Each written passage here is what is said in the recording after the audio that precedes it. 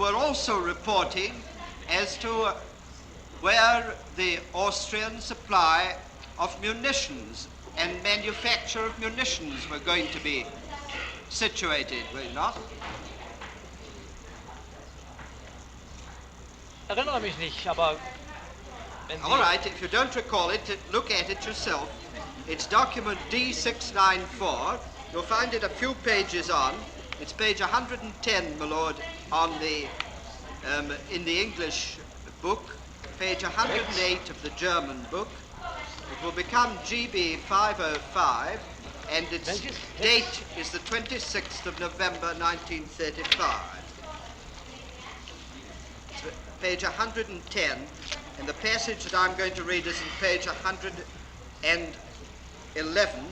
And Defendant, you'll find it you ought to find it just at the top of page 112 of the German version.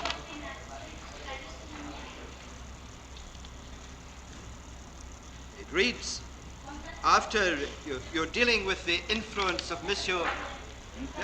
Herr Mandel, whose Jewish extraction you referred to, and then you go on Prince Staremberg. And then you go on to say, after the manufacture of munitions for Italy had to be stopped in Württemberg, because of Italian protests, Mandel, had loaded the entire factory onto the railway in order to continue the work in Italy. Then note the next words in brackets. Incidentally, an interesting situation for Austria's supply of munitions. Was that one of your conceptions of restoring normal relations, that you should report on the movements in the Austrian munitions manufacture?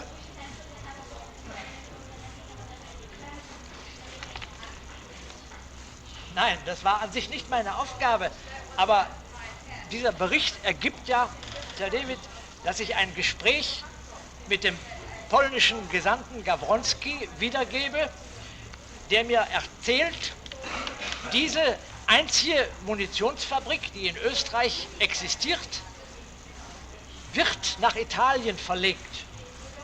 Und ich schreibe darüber, dass das ein merkwürdiger Zustand ist, dass ein Land seine Munitionsversorgung aus dem Auslande beziehen soll. Sie müssen doch zugeben, dass das eine sehr merkwürdige Angelegenheit ist und dass man das in einem Bericht schreiben kann. Well, that's your explanation. I won't waste time Ja. on it. You gave us the date, but where did it come from? Oh, my lord, it came from document D694. That's a report of the defendant to Hitler, made on the 26th November 1935. It's page 110 in document book 11A. Yes, we've got that, but the date isn't on it. That's what I want. Lord, that's why I gave you the date. Where's the date? How do you get the date? My lord, I looked it up in the original of this Major Barrington. Oh, yes, sir. But your lordship will see the date had been left off. It came between November. 1 and the 11th of November and 1 in January, but we checked it. Miscopying, that's Yes, all. my lord, that's it.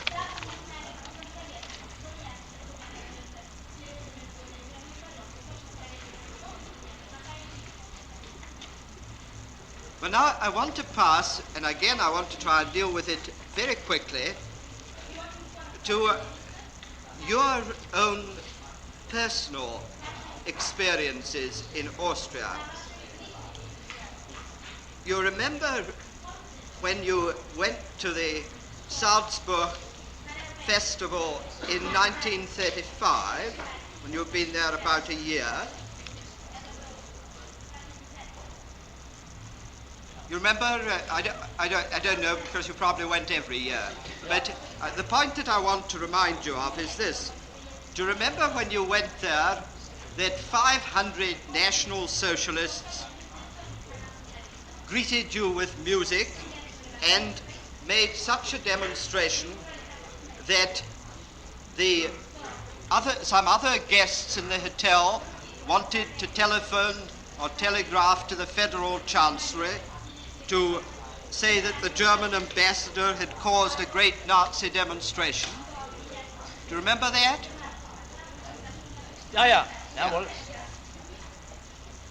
Lord, the reference to that it's at page 102, document D689, which I've already referred to, page 102 of document book 11A.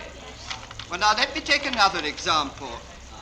Do you remember the meeting of comrades of the First World War at Wels? Jawohl. That was, if my recollection is right, in 1937, was it not? Ganz recht, jawohl. And all the preparations had been made for a non-political meeting, reunion of the Austrian regiments and old comrades from the German regiment. And after the meeting they were to have a sort of dinner or lunch together, and the evening was to finish in jollity and song. That was the program, wasn't it? That meeting was addressed by General Gleiser-Horstenau and yourself. Jawohl. General Gleiser-Horstenau, without any disrespect to him, I think you'll agree, made a not very powerful speech. That was your impression, wasn't it? A not very powerful speech. Interesting, but not dynamic. Believe me, I'm not being offensive to the General. I'm merely trying to get a description. Nein. Now, you made a speech which lasted for quite a short time, didn't you? You remember? Jawohl. After your speech, there was beating and shooting through the streets of Wels, wasn't there? There was a riot, practically. Ja. Darf ich Ihnen erzählen, wie das war? Well, I wanted to establish the facts. You're perfectly entitled now to give your explanation.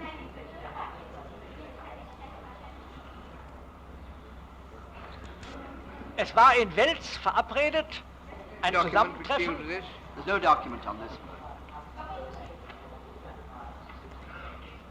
Es war in Wels ein Zusammentreffen verabredet von Organisationen der alten deutschen Armee aus dem Ersten Weltkriege, den sogenannten Kriegervereinen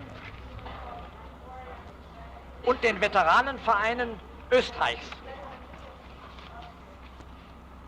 Es war durchaus legitim und im Sinne unserer gemeinsamen Politik,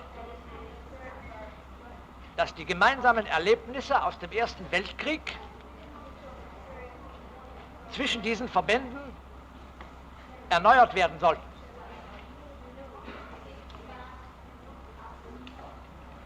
Als dieses Zusammentreffen stattfand, das nach meinem Wunsch und nach dem Wunsch der österreichischen Regierung einen vollkommen unpolitischen Charakter haben sollte, stellte sich Folgendes heraus. Der Platz, auf dem diese Vereinigung der Veteranenverbände stattfand, war, als ich eintraf, von vielleicht 5.000 bis 10.000 Menschen umgeben.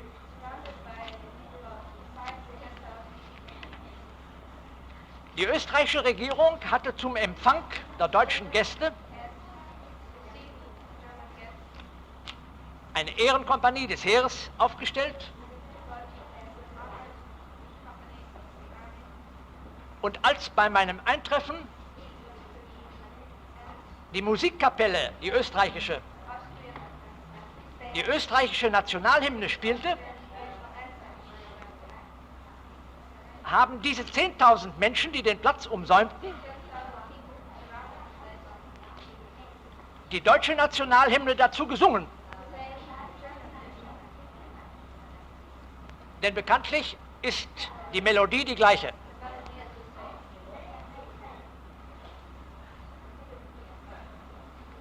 Als ich so dann im Laufe der Feier meine kurze Rede hielt, stellte es sich heraus, dass ich demonstrativ von diesen Tausenden von Menschen dauernd unterbrochen wurde.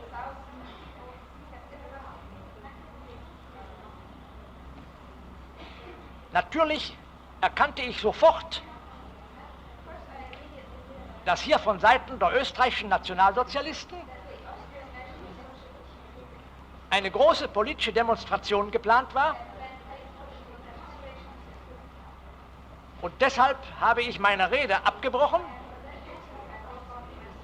und ich habe kurz hinterher den Platz verlassen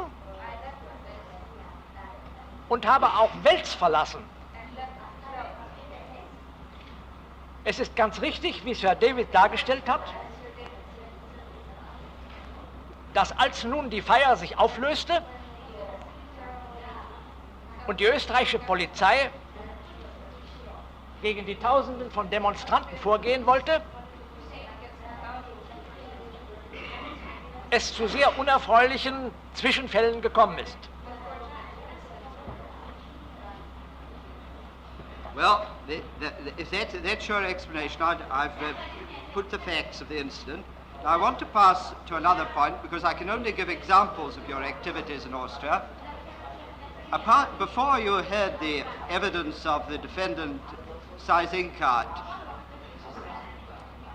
do you remember the phrase, the Trojan horse technique, being referred to before with regard to Austria?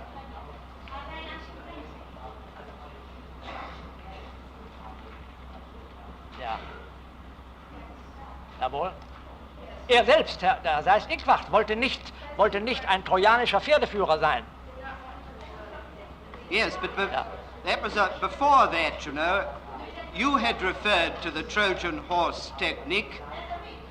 Would you, if you would look, my lord, it's document book 11A, page 133. The passage that I'm referring to is on page 134.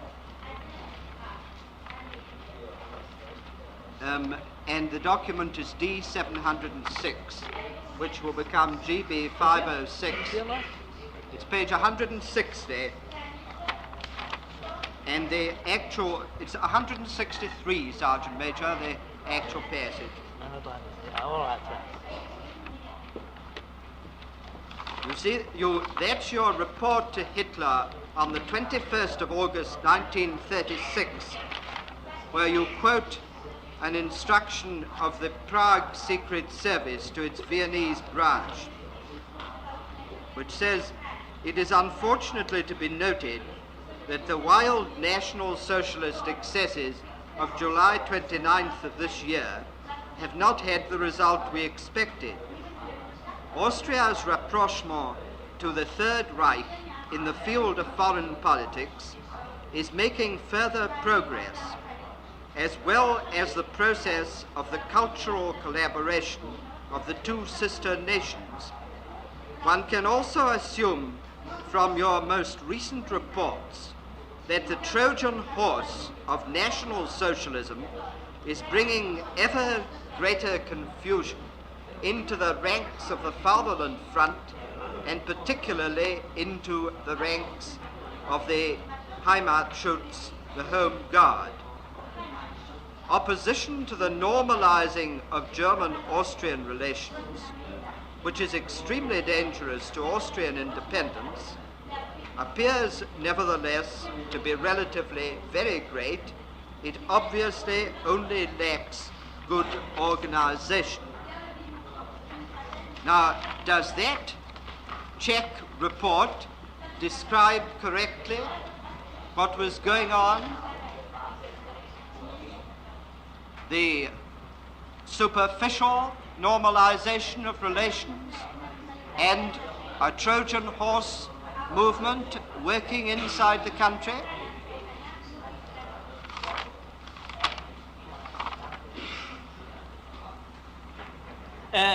Sir Davis, das ist die Auffassung, des tschechischen Geheimdienstes und vielleicht der tschechischen Regierung.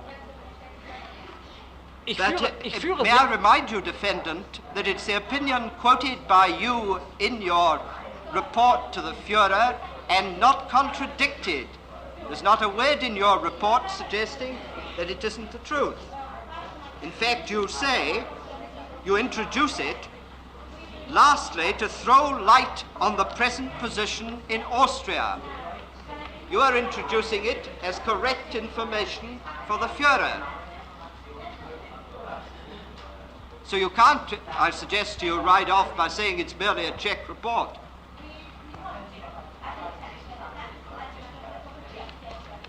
Doch. Ich mache darauf aufmerksam, dass dieser Bericht vom 21. August 36 geschrieben ist. Das ist also einen Monat nach dem Abschluss unseres Juli-Abkommens, von dem Sie behauptet haben, dass es ein Betrugsmanöver gewesen sei und von dem wir und der österreichische Außenminister festgestellt haben, dass es ein sehr ernst gemeintes Abkommen gewesen ist. Wir befinden uns also jetzt mit Österreich auf einer völlig anderen Ebene. Und daher führe ich diesen merkwürdigen tschechischen Bericht an als ein interessantes Dokument, wie man trotz unserer Bemühungen um Normalisierung in der Tschechei die Dinge in Österreich betrachtet. Well, Are you reading that document? I was, my Lord. What about the last paragraph? If your Lordship pleases, I'll certainly deal with that. What document? What's the page again? 134. 134. If your Lordship pleases.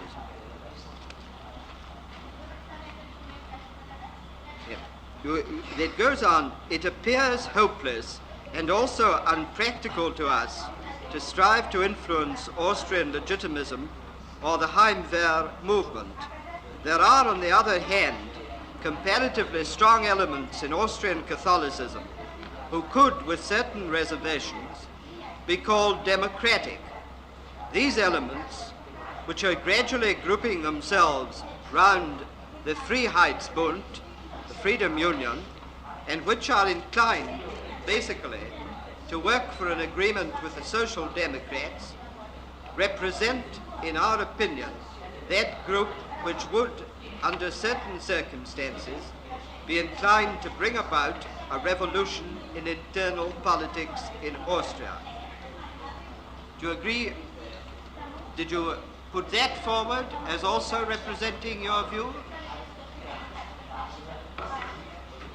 Herr Davis, ich habe ja dem Gericht gestern eine sehr genaue Darstellung der Ziele und des Charakters des Freiheitsbundes gegeben. Und das Gericht weiß aus den Berichten, dass die tschechische Regierung sich bemühte, auf diesen Freiheitsbund eine politische Einflussnahme auszuüben. Das geht aus diesem Zusammenhang ganz klar hervor. Das ist ja alles der tschechische Bericht. But you were putting it forward, were you not, as your view to Hitler, that, to speak loosely, the Catholic left might be used as a means of approach by you. That's really what you're saying. Aber, Sir Davis, Sie werden mir doch nicht zumuten wollen, dass ich einen tschechischen Bericht Hitler vorlege, um mich mit diesem Bericht zu identifizieren. Yes, that's what I am accusing you of. If you write to the head of the state to throw light on the present position in Austria, I append an extract from a report, then what I'm suggesting is that that means this report accurately represents the position as I see it. That's what I'm putting to you. Nein, denn es geht ja aus einem anderen Bericht, den Sie auch dem Gericht vorgelegt haben, hervor, dass ich Hitler ersuche, diese Bestrebungen der tschechischen Regierung um Einflussnahme auf den Freiheitsbund dadurch zu konterkarieren, dass wir selber ihn an uns fesseln. Ich bin ganz anderer Ansicht. But, Defendant, you asked Hitler to give, I think, 100,000 Reichsmarks to the Freiheitsbund. That's exactly what you're following out, what is suggested here. That there might be a body who would be a useful point d'appui for you in order to gain an influence with another section of Austrian opinion. I'm suggesting to you the two things are quite consistent. You tell Hitler that they're useful, and you, I won't say bribe, but you support them with 100,000 Reichsmarks.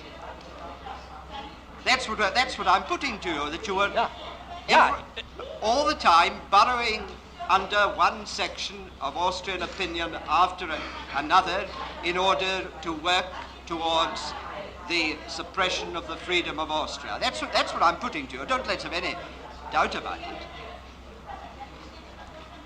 Sir Davis,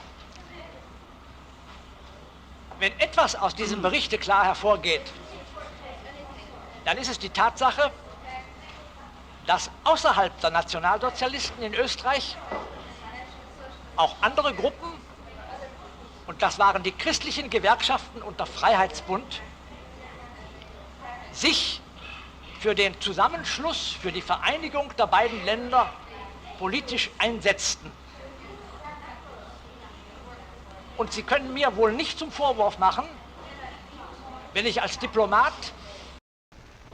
der ein solches Ziel auf dem evolutionären Wege zu erreichen wünscht, vorschlage, dass wir uns der Mithilfe dieser Gruppen versichern. There wasn't anything very evolutionary about the Trojan horse, was there?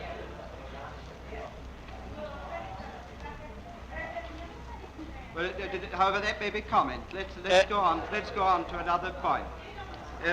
I just did you know Baron Gudemus?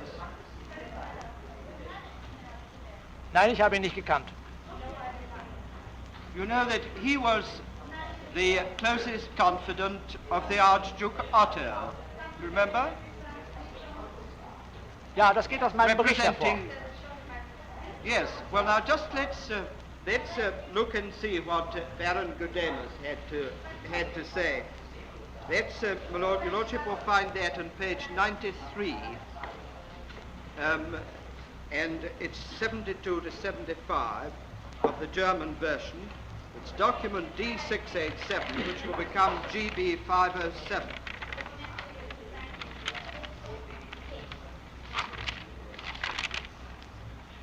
Yeah. It's paragraph 2, number B, and it appears on page 74, Defendant. Baron Gudemus, the closest confidant of the Archduke Otto, writes to one, there's a mistake there, my lord, the me should be one, writes to one of my acquaintances. One of my acquaintances on the 30th of March. I took many a cheerful impression back with me from Austria about the progress of our movement, but I cannot deny that in some respects the policy of our government worries me greatly. Of what use is it that the ringleaders of February and July 1934, in as far as they get caught, are being sentenced while the government is too weak, too slovenly, or internationally too tolerant to prevent brown and red propaganda being carried on in the cinema, in the press, and on the radio, and mainly by state officials or organs of the Fatherland Front, supported and paid by the financial and other means which are pouring in plenty from Germany. What is that learned idealist Schuschnigg actually doing? Does he not notice that Papen and the other brown agents in his own country continually spit into the hand he so consistently offers them? He must not imagine that he can thus maintain and save Austria while Hitler rules in a Germany which is painted brown on the inside and the outside. The methods over there have, it is true, become more clever and more careful. This is about 7 months after your arrival. But this makes them all the more dangerous. Terrible also are the continuous differences between Schuschnigg and Nuremberg, and so on. Now, isn't it correct, defendant, that anyone, that everyone, even a visiting monarchist agent, knew that these activities were going on with you on the top and the Austrian National Socialist Party working underneath?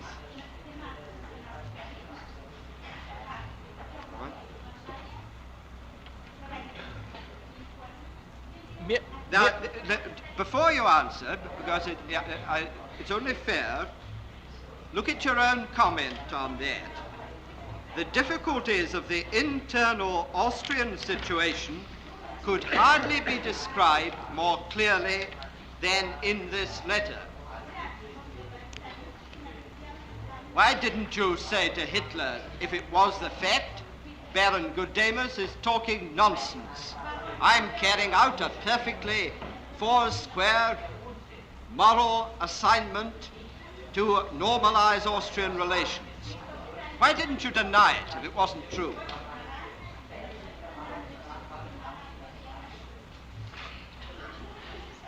Mir scheint, dass aus dieser Berichterstattung zunächst einmal hervorgeht,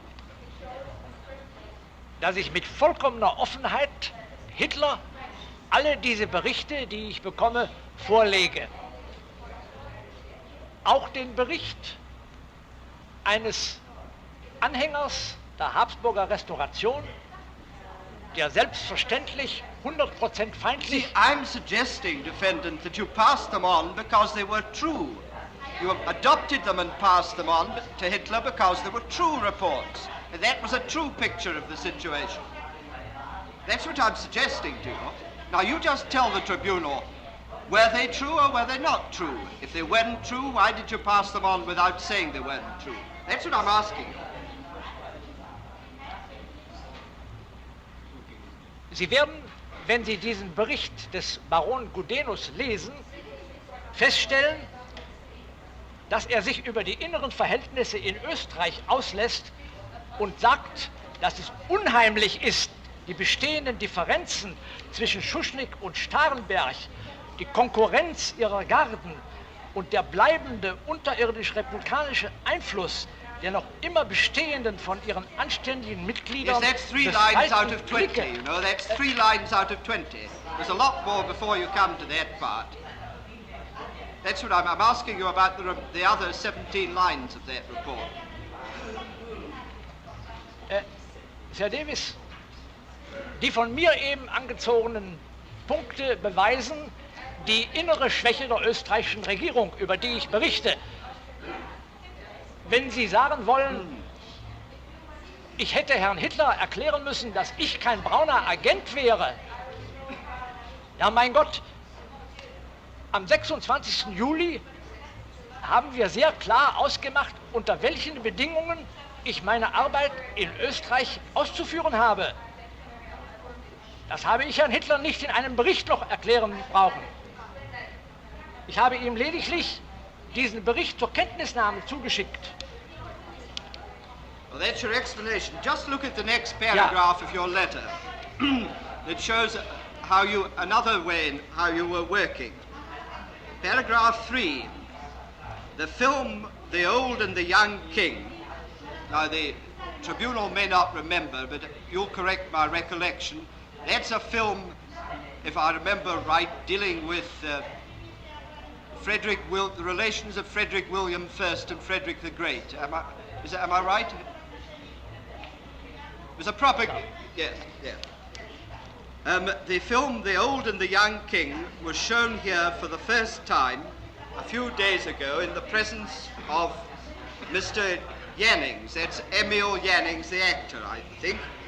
It provoked enthusiastic demonstrations, particularly the scene where the king stresses the fact that French trash and Roman books do not mean anything to Prussia, led to vociferous demonstrations. The police wanted to resort to a ban. Together with Mr. Jannings, we explained to them that should this film be prohibited, we would resort to the complete exclusion of the whole Austrian film production from Germany.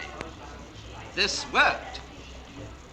The film, except for the above-mentioned part which was expunged, is being shown now and will be shown on the screen at Klagenfurt and Graz within the next few days. Yesterday I received Jannings together with a number of actors from the Burg Theatre as my guests.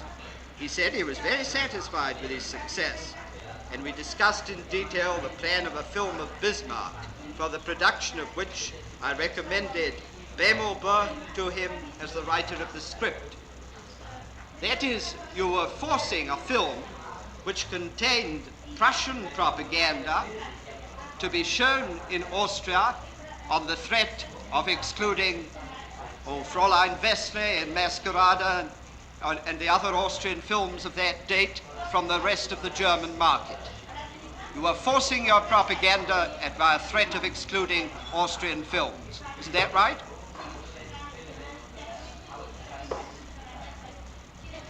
Ja, und ich werde Ihnen auch sagen, weshalb.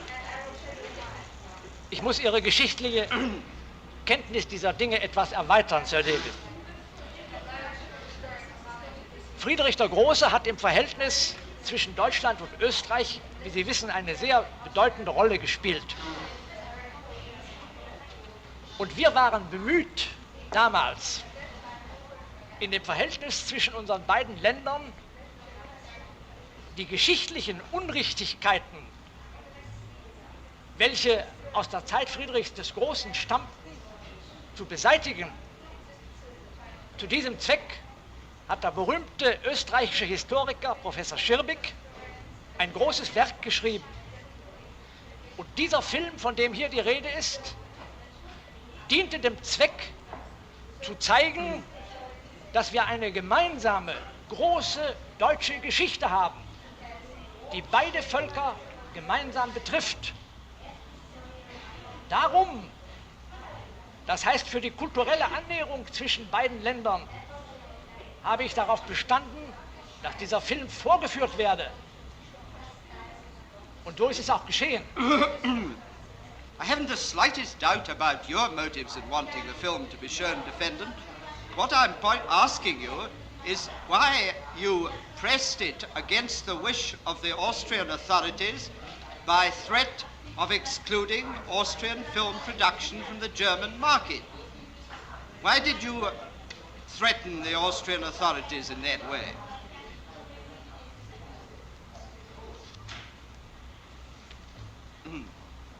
Es kam sehr häufig vor, dass die österreichische Polizei Bedenken hatte gegen gewisse Filme, dass sie zu Demonstrationen benutzt würden. Nachdem wir aber mit ihr besprochen hatten, dass gewisse Stellen aus diesem Film wegfallen sollten, war sie durchaus bereit, den Film zuzulassen. Und selbstverständlich habe ich auch ihr gesagt, wenn wir uns nicht einigen, dann wird die Konsequenz davon sein, dass von Deutschland her überhaupt keine Filme mehr nach Österreich geliefert werden. Well, I put the point. Do you remember telling the tribunal that you did not keep up contacts with the NSDAP in Austria? Is that correct? Nein, das ist unkorrekt. You did keep up contacts. Jawohl. Close contacts? Ich habe nicht verstanden. Wie? Close, intimate contacts. Were your contacts close and intimate? Nein. Well, if they weren't, would you just look, turn a page back? It's page 70, probably page 72 of your report. It's the same report. My Lord, it's page 93 of your Lordship's book.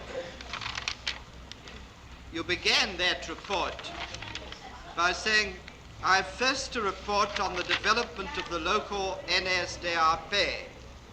On the 23rd March, a complete agreement was reached in Krems between Captain Leopold, retired, and General Director Neubacher.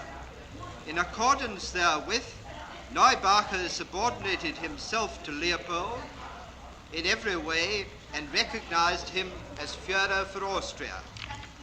As soon as Schadenfroh is released from the concentration camp, he is to become Deputy Führer, while Neubacher, as the closest confidant of Leopold, will be consulted on all important questions. Furthermore, Leopold has nominated somebody else as head of the SA and Larsen to be his deputy, while Major General Klupp, retired, will be taken into consultation in strict confidence. And in fairness, I ought to read the last line. Furthermore, Leopold expressed the desire that at long last the continuous intrigues against him on the part of emigres living in the Reich of the type of Frauenfeld and his ilk be stopped. That was a pretty complete picture of the setup of the party in Austria, wasn't it? Ja, Sir Davis, ich darf Sie darauf aufmerksam machen, dass dieser Bericht vom 4. April 1935 datiert ist. Also zu einem Zeitpunkt, der vor dem Juli-Vertrage liegt, wo also meine Befassung mit diesen Parteiangelegenheiten noch sehr erklärlich war.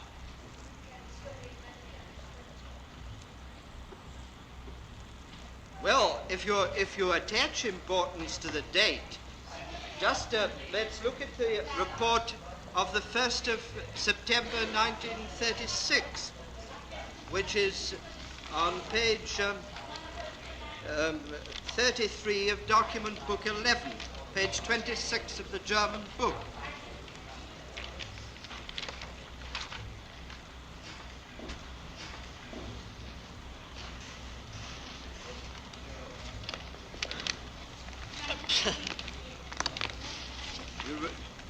Remember, this is the report which you referred to, and you said that the sentence, as a guiding principle, march route, I recommend on the tactical side continued patient psychological treatment with slowly intensified pressure directed at changing the regime.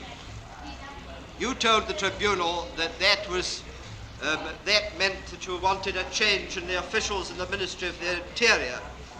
And I'm not going to trouble about a statement like that. But just go on for a moment. The proposed conference on economic relations taking place at the end of October will be a very useful tool for the realization of some of our projects.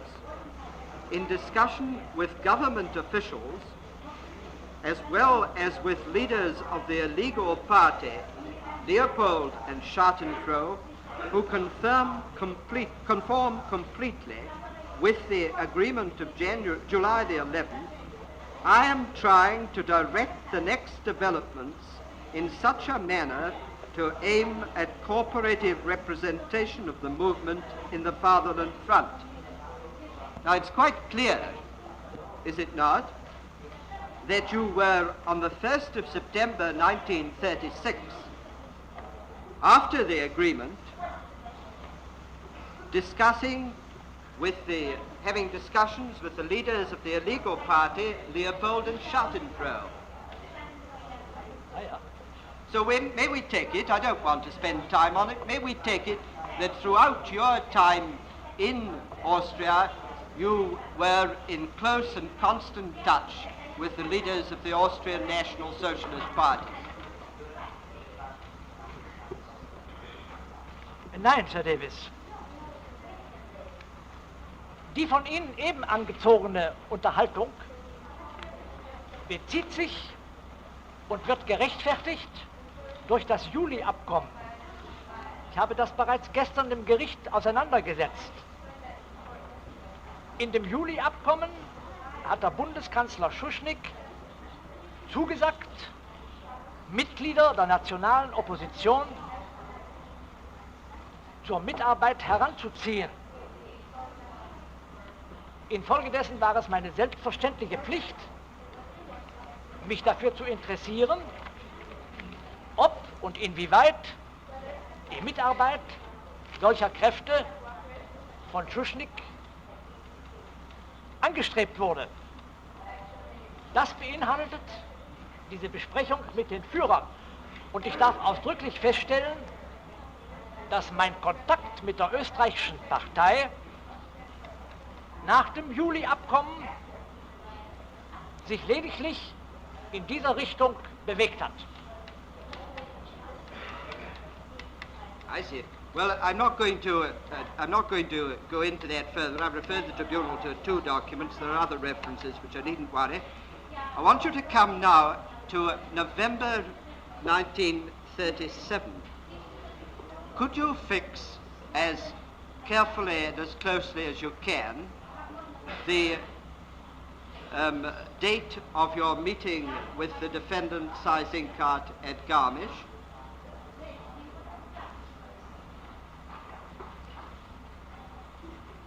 Ja, ich habe den Angeklagten Seyss-Inquart zufällig, das heißt ohne Verabredung, bei den Olympischen Winterspielen in Garmisch-Partenkirchen im Januar 38 getroffen. January 38. Now, Ganz recht, ja. I want to just to collate these dates. You had become very friendly with the foreign minister Guido Schmidt, who gave evidence here, had you not?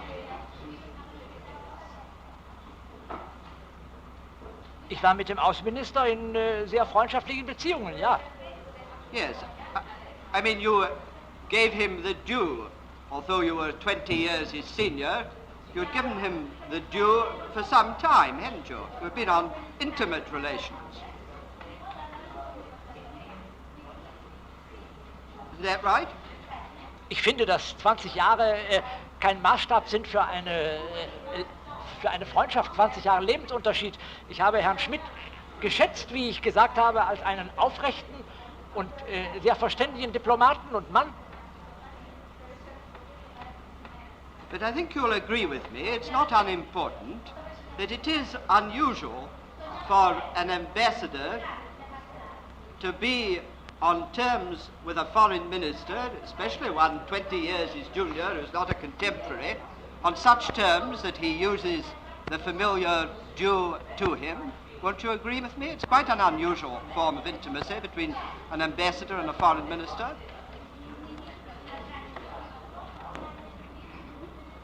Sir Davis, wenn Sie in Ihrem Leben einmal in Österreich gewesen wären, dann würden Sie wissen, dass in Österreich fast alle Menschen sich du nennen. Und zur Aufklärung dieses Zwischenfalles darf ich Folgendes hinzufügen.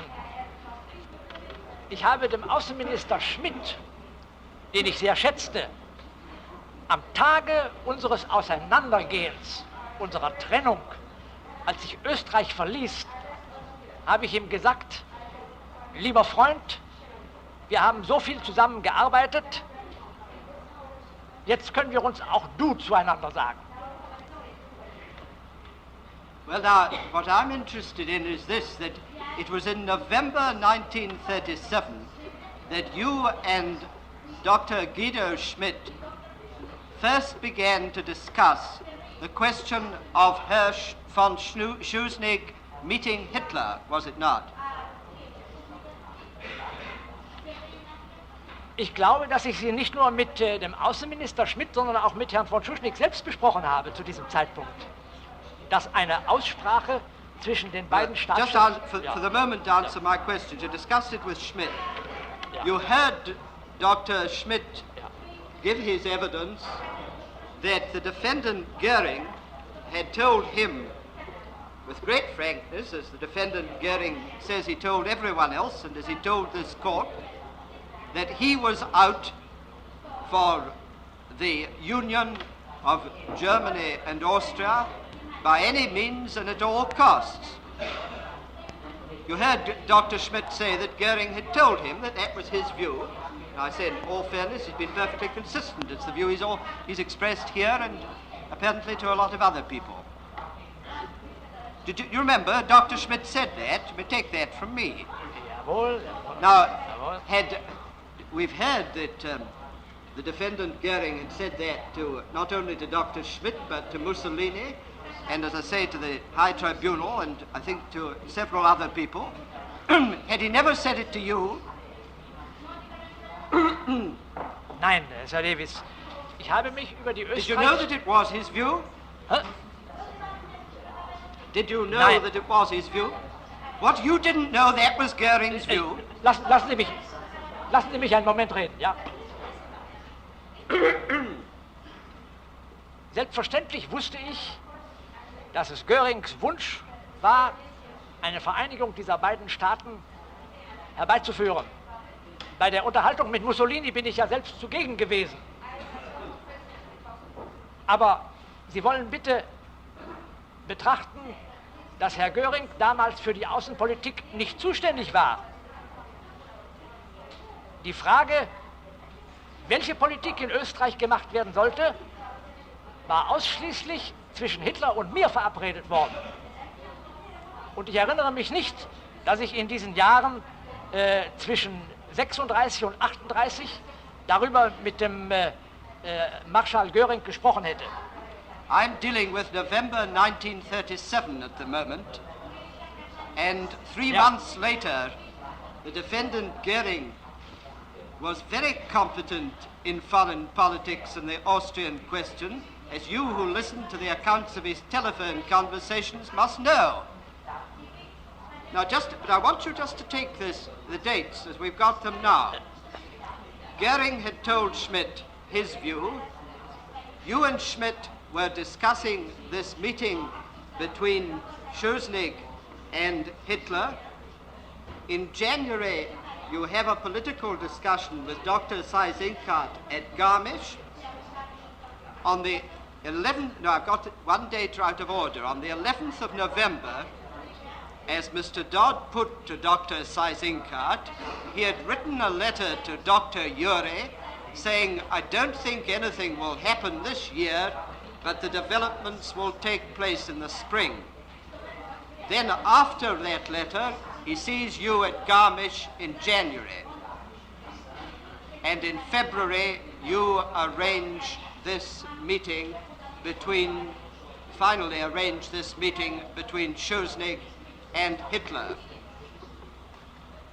Didn't you know very well that the whole object of the meeting was to get Herr von Schuschnigg to agree to the Reich wishes, the appointment of Seyss-Inquart, a general political amnesty which would release all the members of the Nazi Party in Austria and put them at the disposal of their leaders, and a declaration of equal rights for the party?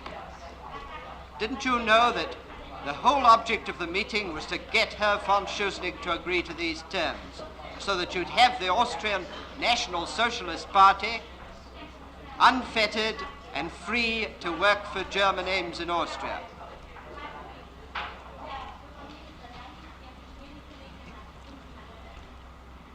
In meiner Besprechung mit Dr. Seyss-Inquart in Garmisch-Partenkirchen ist über die Notwendigkeit gesprochen worden, die österreichische Nazi-Partei selbstständig zu machen. Das heißt, sie unter allen Umständen dem Einfluss des Reiches zu entziehen. In der Form, wie es im Juli-Vertrage abgemacht worden war und in der Absicht, dass ein Zusammenschluss unserer beiden Länder von Österreich aus angeregt und fortgeführt werden musste, nach der außenpolitischen Seite hin und nicht vom Reiche. Als sich Seyß-Inquart in Garmisch traf, ist niemals die Rede gewesen von dieser Zusammenkunft zwischen Hitler und Schuschnigg. Denn wir konnten, ich persönlich, konnte zu diesem Zeitpunkt überhaupt nicht wissen, ob eine solche Unterredung jemals stattfinden würde. Das hat sich ja erst entschieden am 5. Februar, wie Sie sich erinnern werden. Also es wurde zwischen uns nur die ganz grundsätzliche Frage erörtert, wie kommen wir weiter? Ich darf weiter in Ihre Erinnerung zurückrufen. Der Dr. Seyß-Inquart war vom Bundeskanzler offiziell beauftragt, alle Wege zu erforschen, die möglich wären, die nationale Opposition, also die Nazi-Partei Österreichs, in seine politische Arbeit, Schuschniggs politische Arbeit einzuschalten. Das war seine offizielle Mission. Also hatte ich doch ein Recht, mit ihm über diese Dinge zu sprechen. Wasn't Reiner there too? Wasn't Dr. Reiner, the witness whom the tribunal have seen, wasn't he present at the Garmisch meeting too?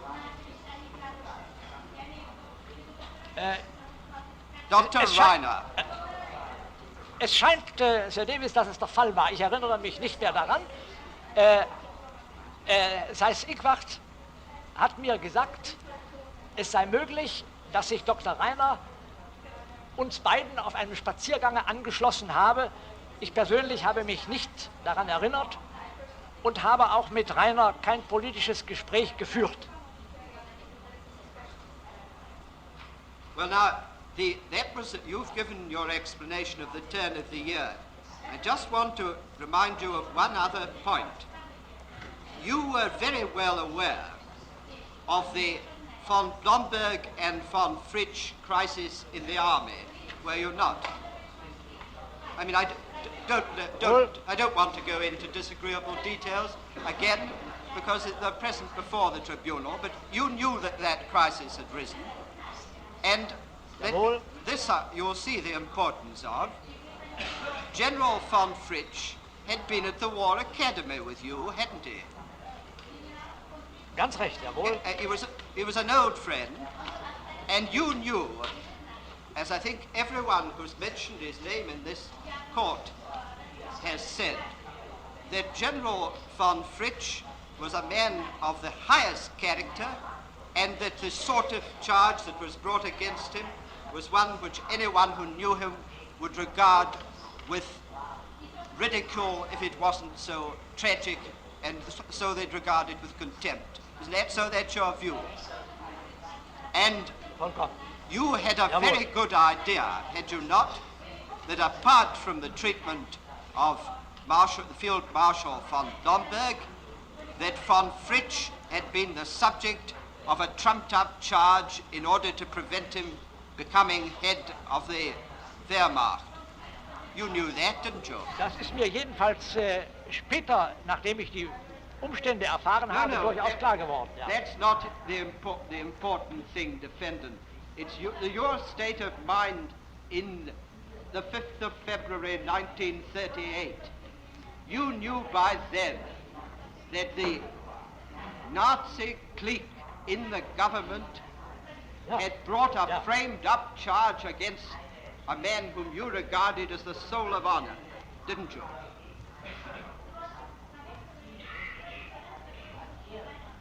Jawohl. Now, with that knowledge, on the 5th of February, after you see Hitler, you tell him about that von Schuschnigg may come, and he says to you, at once, he jumps to it. He says, go and get Schuschnigg, doesn't he? He was quite bored, if I may put it that way, with what you had to say up to that point. As soon as you say there's a chance of a meeting with Schuschnigg, Hitler rises to it like a trout to a mayfly, doesn't he? Or rather, like a lion to the kill. That's right, isn't it? Ja, Sir Davis, ich habe ja hier dem Gericht ausgeführt, welchen Eindruck die Ereignisse in Berlin und meine eigene Entlassung am 4. Februar auf mich gemacht haben.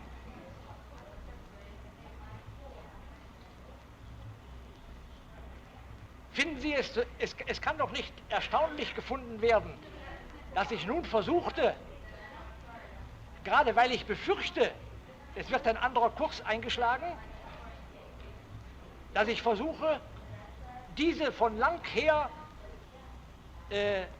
gewünschte Aussprache der beiden Staatschefs zustande zu bringen, weil ich davon mir erhoffe, eine Bereinigung der Differenzen und eine Vermeidung eines radikalen Kurses.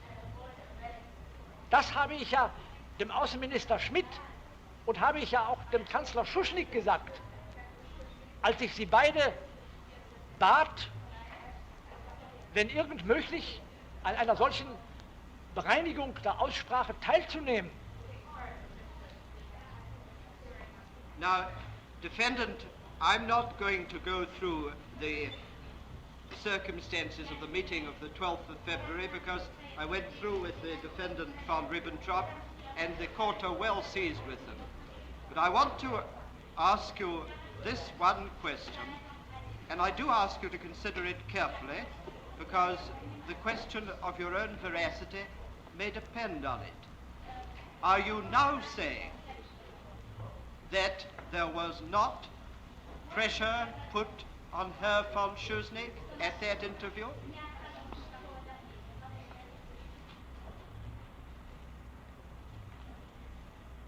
Sir Davis, ich habe es nie behauptet, das wissen Sie selbst. Es steht in meinen Berichten. Ich habe ja selber konstatiert, dass der Druck ausgeübt worden ist. Und ich habe mich bei... What I'm asking you, please let me make it quite clear, because the court have heard the evidence of your friend Dr. Schmidt and a lot of other evidence. I only want to ask you the one question, and please get it clear. Do you now, on this day, say that pressure was not put on Chancellor von Schuschnigg to make him agree to the terms on the 12th of February? It's the one question I want to ask you, and I give you the chance of answering it. What do you say today? Was or was not pressure put on Herr von Schuschnigg? Ja, ich habe das auch niemals geleugnet. Ich verstehe gar nicht, warum Sie mich das fragen. Ich habe es ja niemals geleugnet. Herr von Ribbentrop denied it quite strongly, but we won't go into that. Now, one other question, and then I'm finished with Austria. Did you arrange a meeting between Hitler and Cardinal Innitzer? Jawohl, das habe ich getan und das war... Did you arrange that the leaders of the church and the diplomatic corps, apart from the French and British representatives, should be present at Hitler's entry into Vienna?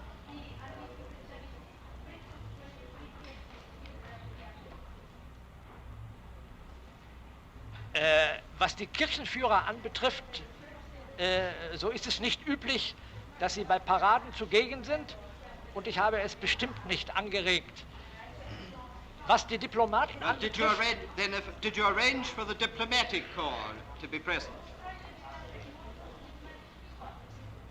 Es ist möglich, dass einige diplomatische Kollegen, die mich gefragt haben, ob Sie der Feier beiwohnen können. Ich Ihnen gesagt habe, selbstverständlich, warum sollten Sie nicht beiwohnen?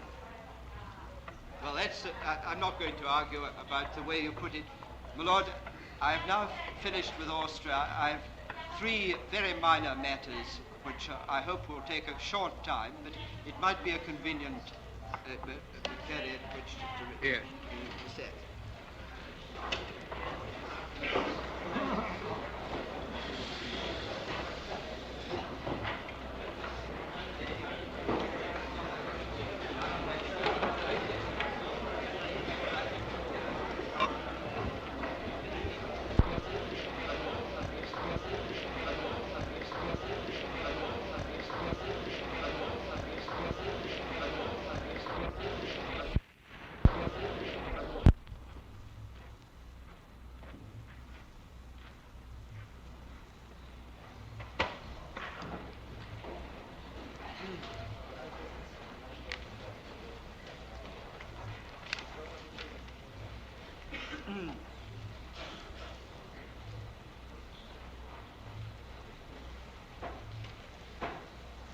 Defendant, are the tribunal to take it that broadly you were against anti-Semitic movement and propaganda?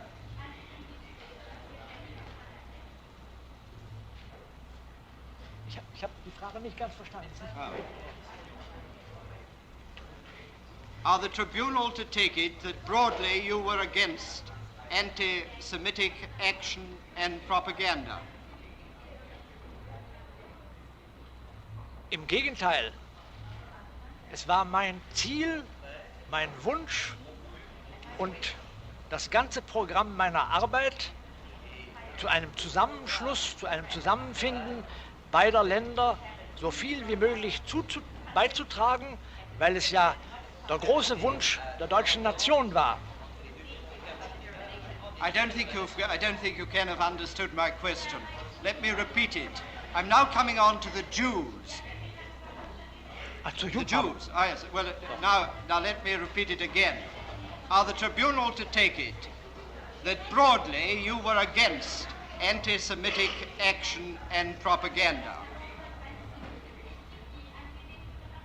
Ja, ich habe ja dem Gericht auseinandergesetzt meine grundsätzliche Einstellung zur Rassenfrage und zur Frage der Beseitigung von Überfremdungseinflüssen in gewissen kulturellen Gebieten des öffentlichen Lebens. 2 ganz verschiedene Fragen. Yes, I appreciate that. Well, now, will you look at document 3319 PS, which is Exhibit GB 287, which is, my Lord, begins at page 48 of document book 11A. It's pages 44 and 45, the German book, Sergeant Major. But the passage I want to refer to is on pages 58 and 59.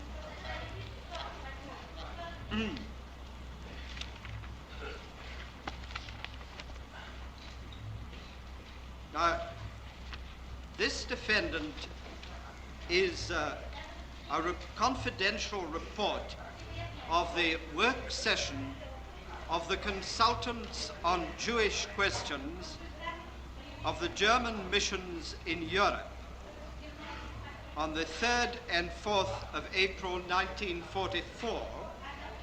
And I want you just to look, it's page 44, I think, of the German version, page 58 of the English, at the contribution to this discussion of a certain Herr Poseman from Turkey. Was he from your staff? From your staff? If you wouldn't mind just saying yes, because it has to go on the shorthand note, would you? Ich darf Ihnen vielleicht sagen, wer Herr Poseman ist. Herr Poseman... Well, if you tell me, was he a member of the embassy staff? And if not, what was he? That's what I want to know. Nein, keineswegs. Herr Poseman war ein Buchhändler, ein deutscher Buchhändler, der sich in Ankara niedergelassen hatte, der keineswegs Mitglied meiner Botschaft war. I see. Well, at any rate, he was the consultant of the German Foreign Office for this discussion. Now, just listen to what he says. Early last year, the Turkish government carried out a blow against the Jews in connection with an attempt to solve the problem of minorities. Very vigorous procedures were used in the carrying out of this action. Suspicions of Allied circles that anti-Jewish measures alone were concerned were countered by Turkey with references to simultaneous measures against the minorities. At any rate, Turkey abandoned further measures towards a solution of the problem of minorities and therewith of the Jewish problem.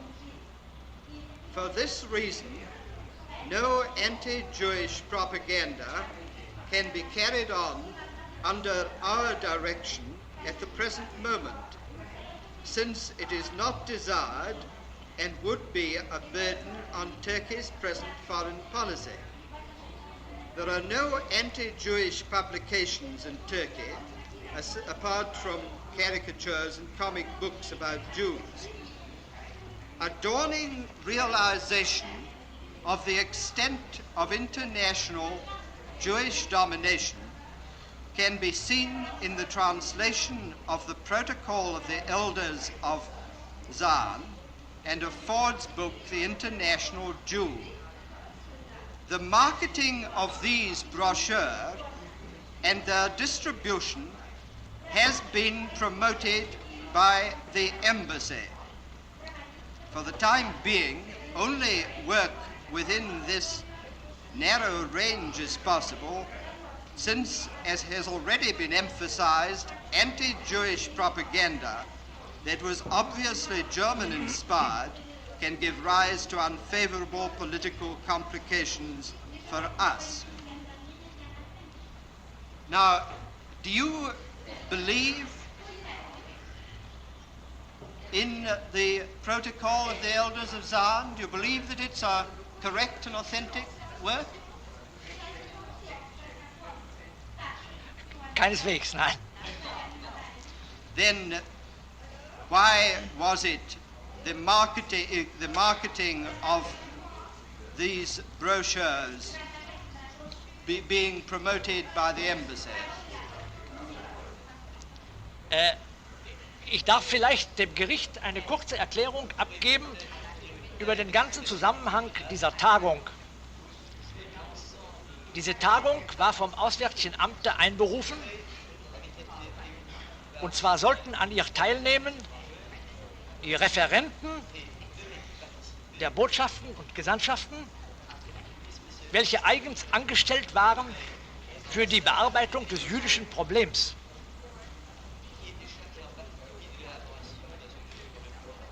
Bei meiner Botschaft gab es einen solchen Bearbeiter nicht,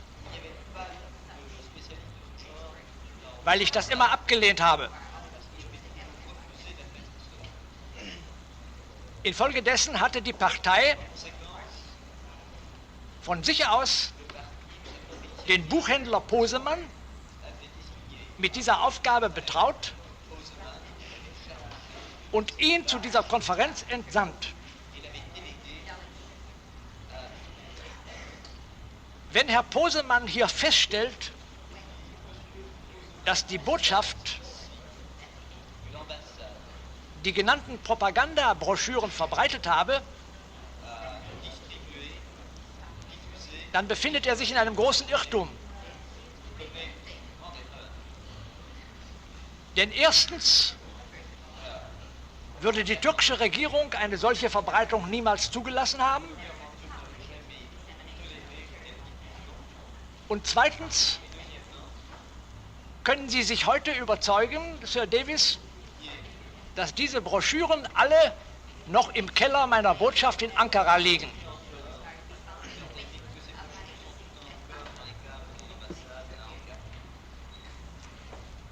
So that this statement made at the Foreign Office meeting you say is wrong? Yeah.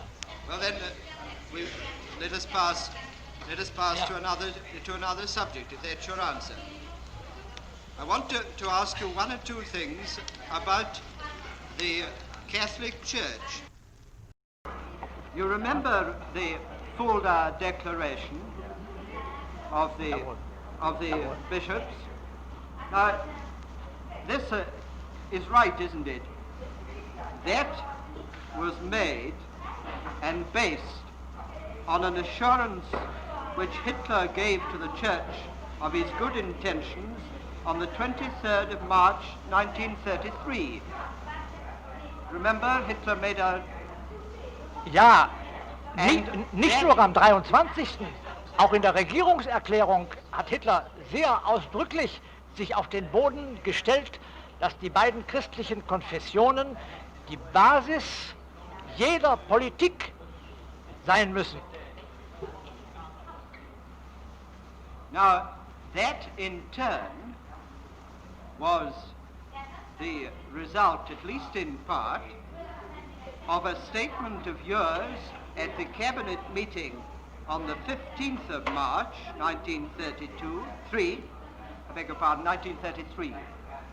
when you stressed the importance of incorporating political Catholicism into the new state. That is a correct factual statement, isn't it? That's the way the thing worked out. Durchaus, Herr Davis. Ich habe mir alle Mühe gegeben, Hitler zu veranlassen, dieses christliche Fundament seiner Politik festzulegen in feierlichen Vereinbarungen. Und ich glaube, ich habe dem Gericht ausgeführt, dass ich mir wirklich alle Mühe gegeben habe, dieses Programm durchzuführen. Now, let me ask you to look once again at the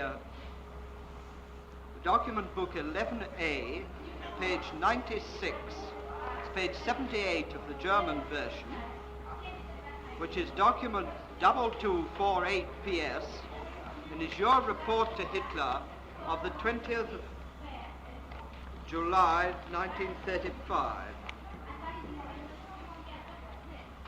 Ja.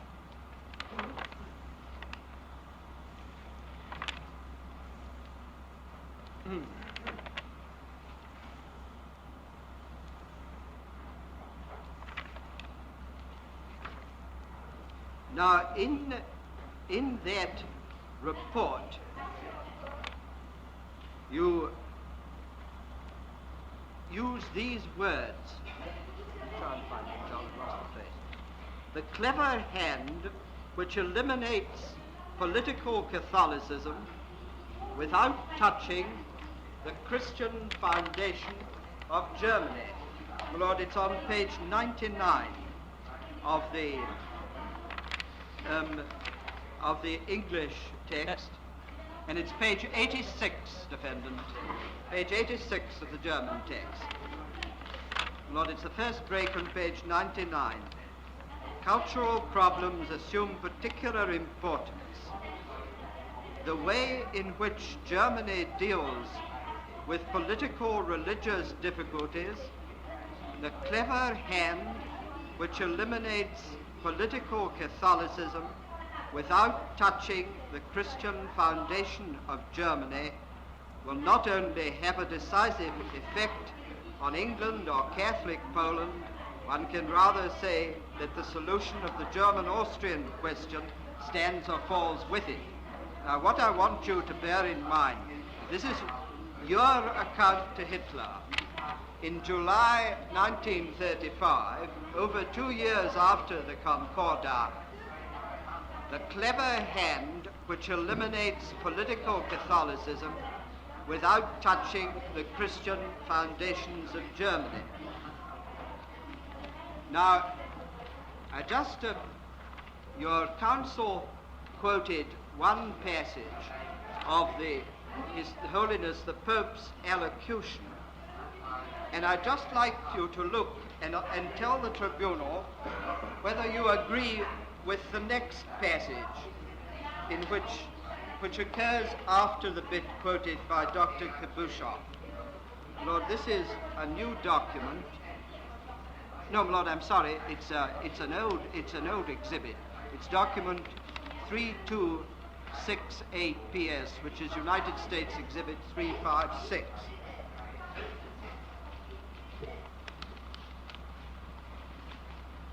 And your Lordship remembers that Dr. Kabushok quoted a portion in his document book of the Pope's allocution. Lord, I have got some extracts.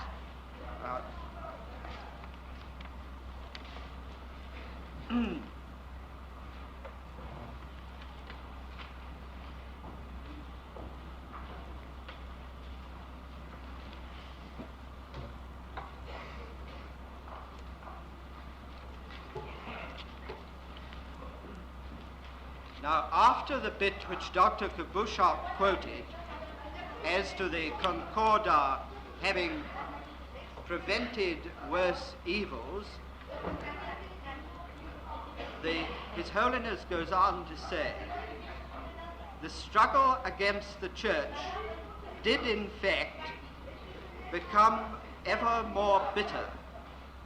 There was the dissolution of Catholic organizations, the gradual suppression of the flourishing Catholic schools, both public and private, the enforced weaning of youth from family and church, the pressure brought to bear on the conscience of citizens, and especially of civil servants, the systematic defamation by means of a clever, closely organized propaganda of the Church, the clergy, the faithful, the Church's institutions, teaching and history, the closing, dissolution, confiscation of religious houses and other ecclesiastical institutions, the complete suppression of the Catholic press and publishing houses.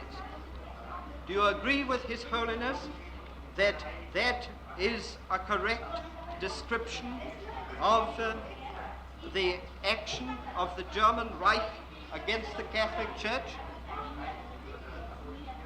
Vollkommen. Well, now, I'd just like you also to look at the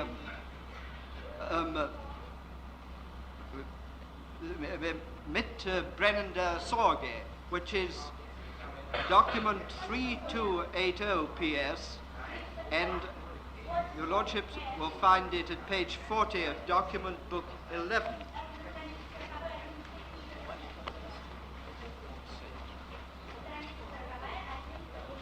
What? Oh, is it? I'm sorry, my lord, it's 47. I said 40. It's 40 of the German text. Ja, ja. Leave it.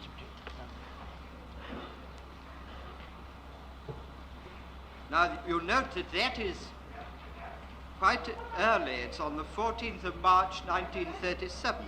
It's 4 years after the Concordat.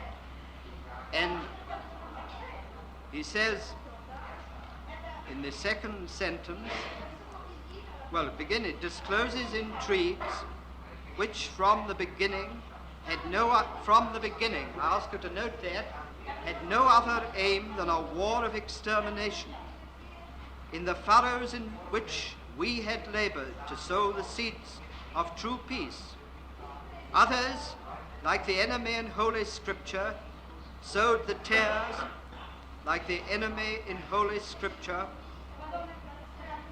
sowed the tares of suspicion, discord, hatred, calumny, of secret and open fundamental hostility to Christ and His Church, fed from 1,000 different sources and making use of every available means.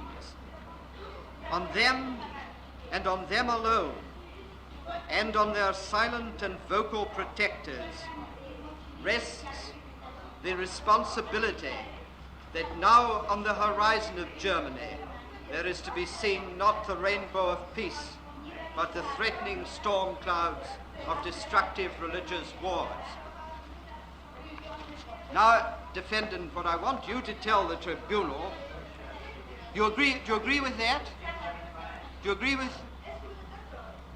If you agree with these statements of the head of your church, how could you possibly write to Hitler 2 years after the Concordine War, in July 35, that he had eliminated political Catholicism without touching the Christian foundations of Germany? It was absolutely wrong, wasn't it, that Hitler and the Nazis had not touched the Christian foundations of Germany? They had uprooted them and were in process of destroying them.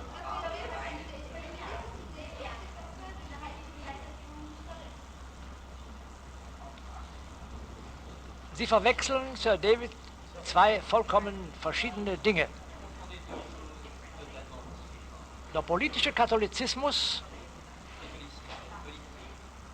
das waren No, in Deutschland... Defendant, I don't want to interrupt you, but I've made that point quite clear. The point I'm putting to you is not the elimination of political Catholicism. I'm not, for the moment, dealing with the relations between you and Monsignor Kaas. What I'm dealing with is your other statement, that had been done without touching the Christian foundations of Germany. What I'm putting to you is that His Holiness was saying that the Christian foundations of Germany were being destroyed. I don't mind for the moment about what the views that Monsignor Kaas had of you or you had of Monsignor Kaas. I know what they are. Lassen Sie mich nur es Ihnen darlegen.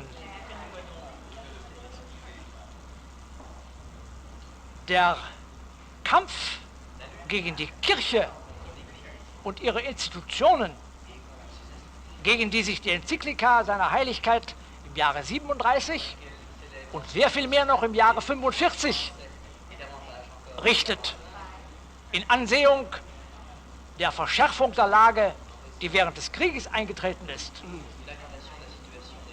Alle diese Dinge waren ein Angriff auf das christliche Fundament Deutschlands. Ein Angriff, den ich stets auf das Schärfste verurteilt habe. Aber das hat gar nichts zu tun mit der von mir geforderten oder erhofften Beseitigung des sogenannten politischen Katholizismus. Das sind zwei völlig verschiedene Dinge. Es ist vielleicht schwer, dass Sie das verstehen, weil Sie nicht in deutschen Verhältnissen zu Hause sind. Please believe, Defendant, that I have spent a great deal of time in pursuing the troubles between you and Monsignor Kaas, although I'm not going to bring them out to the tribunal because they're not important. I agree, not as well as you do, but I appreciate the position of political Catholicism, and I'm asking you not about that. I'm asking you about your statement. Why did you say to Hitler that he hadn't touched the Christian foundations of Germany? That's what you must have known in 35 that wasn't true. Let me remind you of what you said in your... Sir Davis, Sie verdrehen ja vollkommen, was in diesem Berichte steht. Ich sage ja Hitler, dass das christliche Fundament Deutschlands nicht angetastet werden darf. Das steht doch in dem Bericht hier drin. Man soll den politischen Katholizismus ausschalten, ohne das christliche Fundament Deutschlands anzutasten. Well, you appreciate how it begins. You say the clever hand which eliminates it without touching. Just let me remind you, didn't you say in your interrogation that your trouble, part of your trouble in the summer of 1934, before you made the Marburg speech, was due to the non-fulfillment of the Concordat after it had been signed with the consent of Hitler? He treated it just as a scrap of paper He treated it just as a scrap of paper, and I couldn't do anything. Then there was the persecution of the churches and the Jews at the same time. That was late in 1933 and 34. Is that your view in 1934? That there had not only been treating of the Concordat as a scrap of paper, but persecution of both the churches and the Jews? Ich weiß nicht, von welchem Dokument Sie zitieren momentan, Sir Davis. Quoting from your interrogation on the morning of the 19th September 1945.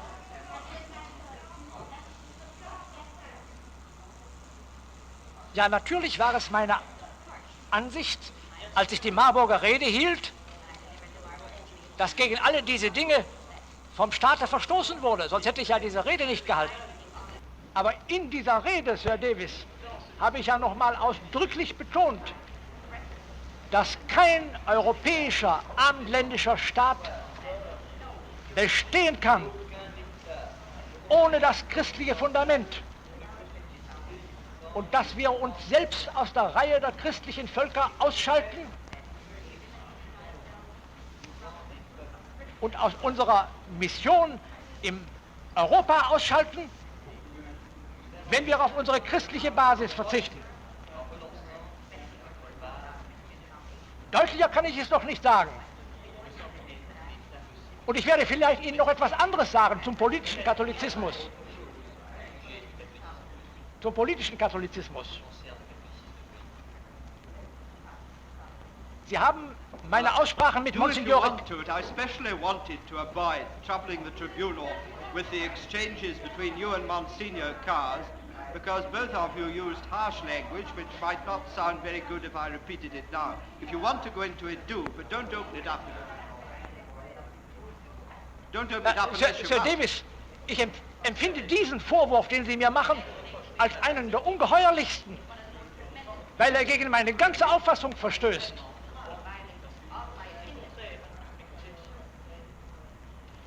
Well, Defendant, you remember you told the tribunal just before the adjournment that you had introduced Cardinal Innitzer to Hitler when you went into Austria.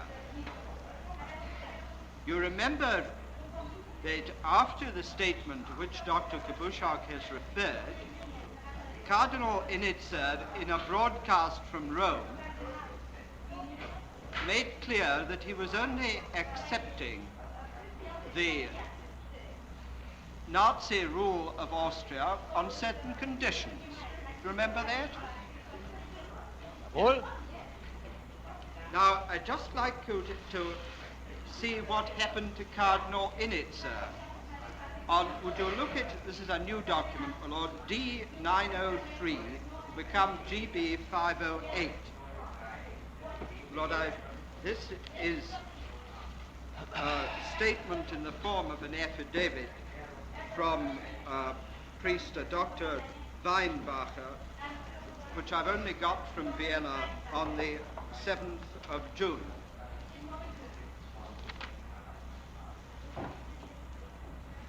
You will see that this priest, well, I take it he's a priest. He says that he's the Archbishop's secretary in the cathedral chapter. And just let's look at it. On the 8th of October 1938, it's a little over 6 months after you had arranged for Cardinal Innitzer to meet Hitler, a serious attack by young demonstrators took place on the Archbishop's palace in Vienna. I was present during it and can therefore describe it from my own experience. Then he describes how they smashed window panes, broke in the gate. The priests took the Archbishop into an inner room and hid him there. You see, we took the Cardinal to safety in the Personalia archive, and locked the iron door behind him. And then we two priests, who saw ourselves opposed to a crowd of invaders, took up post at the Cardinal's house chapel in order to prevent any destruction there at least. Well, this is about 10 lines from the foot of the page. Shortly after we had reached the chapel, the first invaders stormed into the Cardinal's rooms, which the chapel adjoins. Right at the door, we warded them off. Pieces of wood were flung into the chapel. I received a push that caused me to fall, but we managed to prevent any entry into the chapel. The demonstrators were youths aged from 14 to 25, about 100 of them. After we had warded off the first troop, we opened up the tabernacle, and the consecrated wafer and another place consumed the consecrated wafers so as to prevent the most holy from being desecrated. New invaders stormed up already, whom we warded off. In the meantime, in the remaining rooms, an orgy of destruction that cannot be described took place against all the fittings. With the brass rods which held the carpet in place on the staircase, the youths destroyed tables and chairs, candelabras and valuable paintings, particularly all crucifixes. Then it describes the plate glass doors and so on, and that there was an alarm that the cardinal had been discovered, and this priest himself was dragged from the chapel by about 6 people and dragged across the anteroom to the window with shouts of "We'll throw the dog out of the window."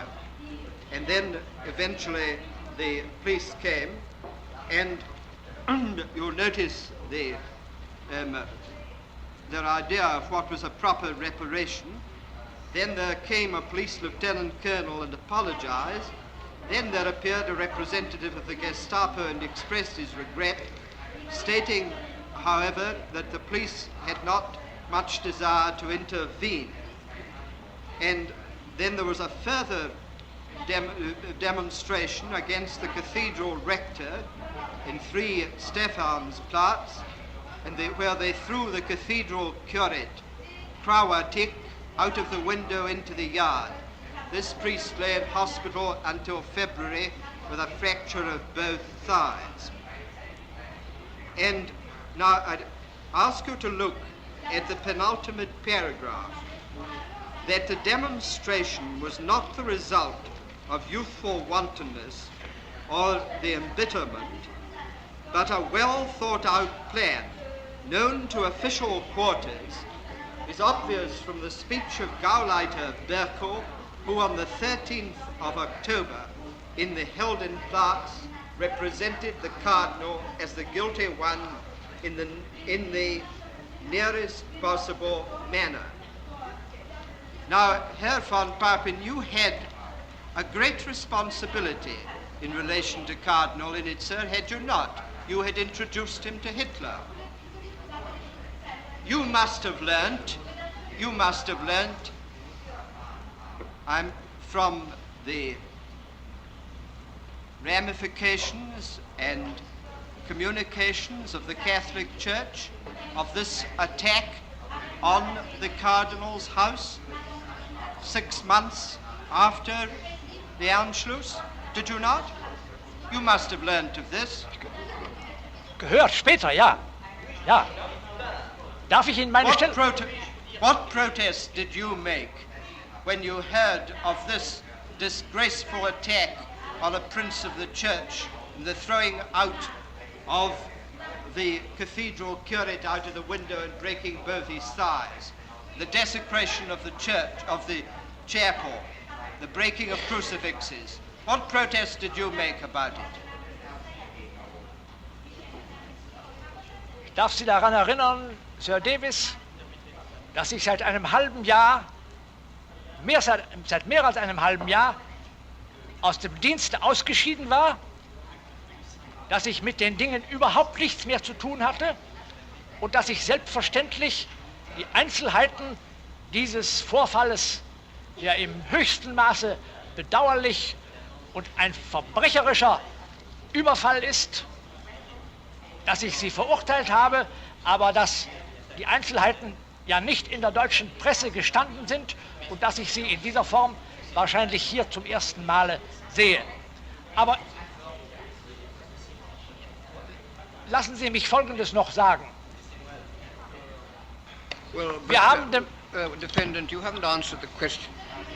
The question was, what complaint did you make about this? gar keinen Protest, Milord, denn ich war ja in keiner offiziellen Funktion mehr. Ich war Privatmann. Und ich habe offensichtlich auch von diesen Dingen damals nur das erfahren, was die deutschen Zeitungen darüber bringen durften. Oh no, but surely you've told us that you were one of the leading Catholic laymen in Germany. You're not going to tell the tribunal that in the Catholic Church that it wasn't known to every bishop in Germany and probably to every parish priest that this abominable and sacrilegious insult had been offered to a prince of the church in his own house in Vienna. Surely it would permeate through the church in a few days. Das ist durchaus möglich, Sir Davis. Aber verlangen Sie denn von mir, der ich ein Privatmann bin, irgendeine Aktion zu machen? Was soll ich denn tun? Das Gericht hat nicht Kenntnis genommen von der Unterhaltung, die auf meine Veranlassung zwischen dem Kardinal Innitzer und Hitler zustande gekommen ist. Sie haben sie zum ersten Mal erwähnt heute hier. That's exactly why I'm putting this incident to you. That you were responsible for bringing about the meeting between Cardinal Innitzer and Hitler in March of 1938. When His Eminence is attacked in October, I should have thought, it's not for me to express my thoughts, that you might have taken the trouble to protest to Hitler, and all that you do is to take another job under Hitler within 6 months, in April 1939. What I'm asking you is why you didn't make a protest. You could have written to Hitler. The defendant Goering has expressed his great religious interests. A number of the other defendants have said that they have great religious sympathies. Why couldn't you have got in touch with them?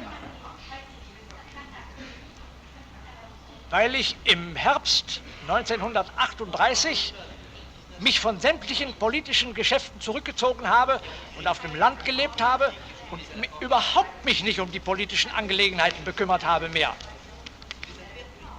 Aber vielleicht darf ich sagen, warum und weshalb ich die Besprechung mit dem Kardinal Innitzer veranlasst habe.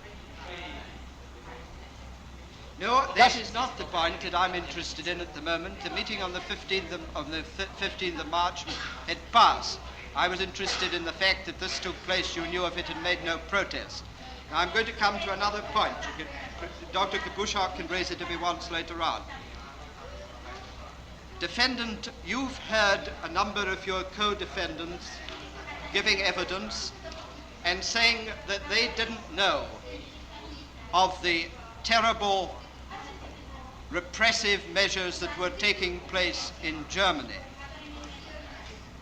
You knew very well about these repressive measures, did you not?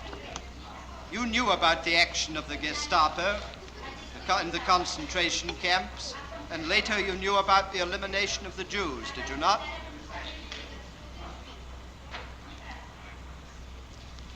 Ich habe darüber nur so viel gewusst, dass in diesen Konzentrationslagern im Jahre 33 und 34 politische Gegner untergebracht waren. Ich habe sehr häufig gegen die Methode der Konzentrationslager Vorstellungen erhoben. Ich habe in verschiedenen Fällen Leute aus diesen Lagern befreit. Aber es ist mir zu jener Zeit nicht bekannt gewesen,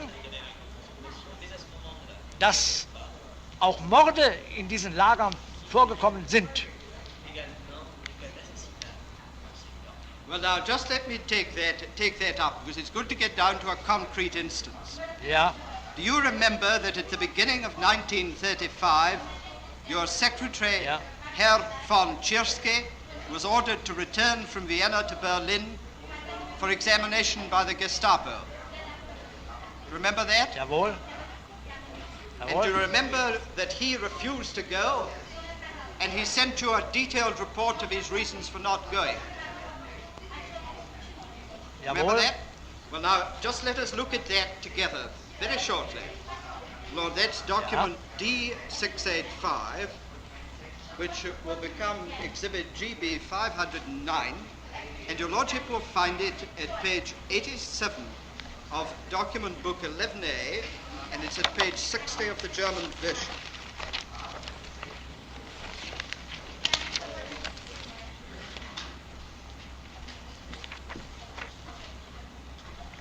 Now, at page 87, there is Herr von Chiersky's own letter to you, and in which he says, at the end of the second paragraph, I am not in a position to comply with the Gestapo demand to report to Berlin for interrogation. And then he says that is due, to quote his own words, that it has been influenced only by the human understandable desire to live. And so then he sends a report, encloses a report to you of what had happened to him on the 30th of June, which had got him into the bad books of the Gestapo. Ja. Remember that? Jawohl. Jawohl.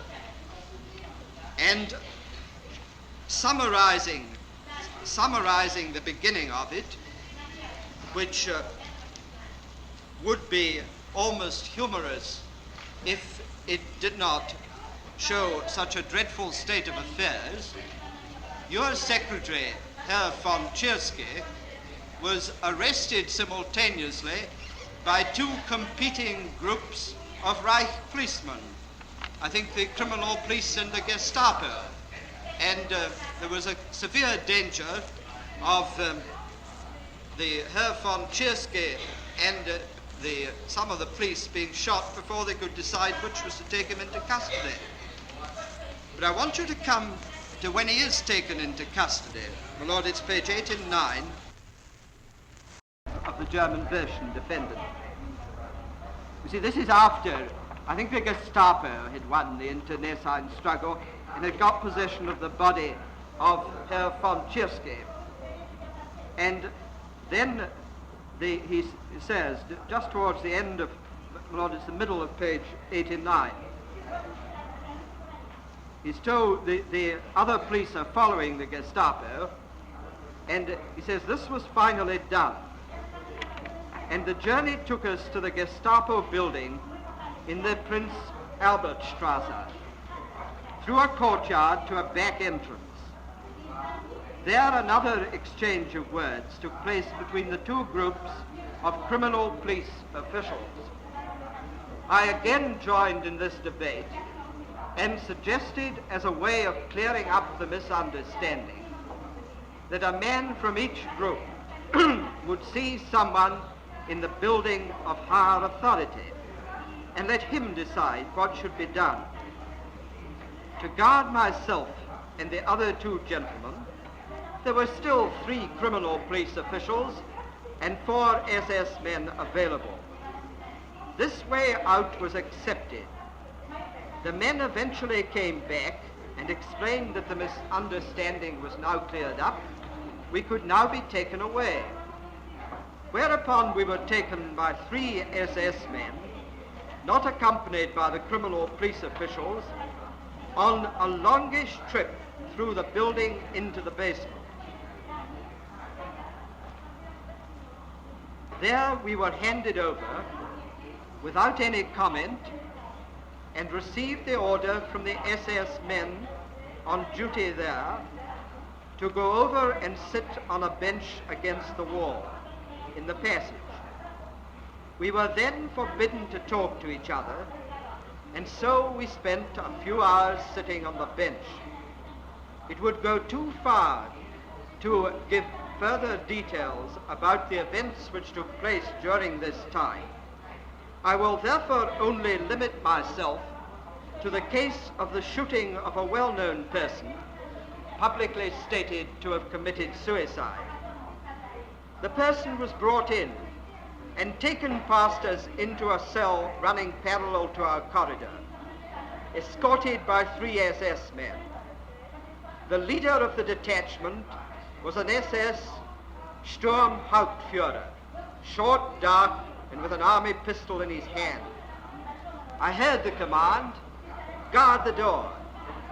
The door from our corridor to the other was shut. 5 shots were fired, and immediately after the shots, the Sturmhauptführer came out of the door with a still smoking pistol in his hand, saying under his breath, "That swine is finished."